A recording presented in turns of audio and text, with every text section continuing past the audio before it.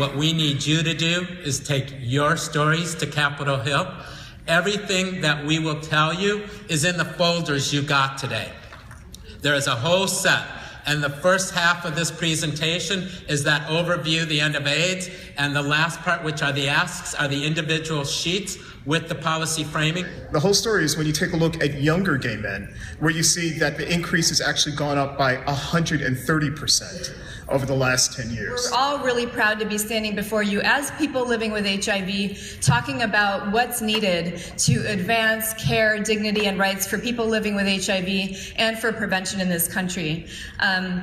And I think, kind of given where we are and the new paradigm, it's a no-brainer, right? We need access to care.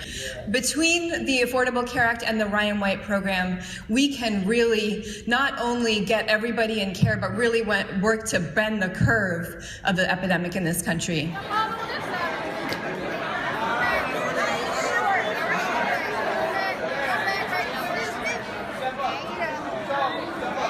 And as one of the co-chairs of the Congressional HIV/AIDS Caucus, it's very important to me because my community of South Florida is ground zero for the next phase of this fight. Our HIV/AIDS Caucus, we have over 80 members. I mean, can you believe that in this day and time?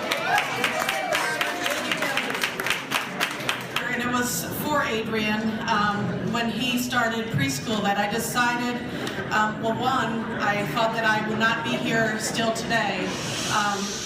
I figured by the time he got into junior high or high school, I would either be very sick or dead. So I am pleased to say in a month and a half, he will graduate and I will get to see him graduate.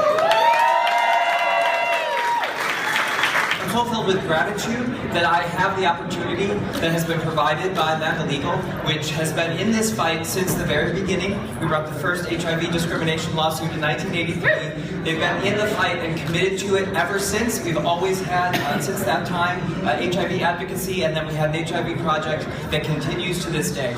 Just over a year ago, I learned that Blue Cross of Louisiana and other insurance companies were attempting to disqualify me and thousands of other Louisianians from health insurance premium assistance from the Ryan White subsidies.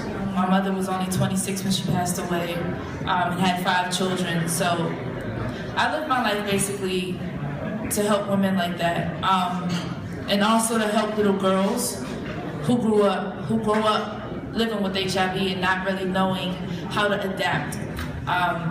When so much of your family wants to keep it a secret and so much of the world pushes you to keep it a secret because of stigma and things like that. Like, I don't want anybody else to grow up in a world like that.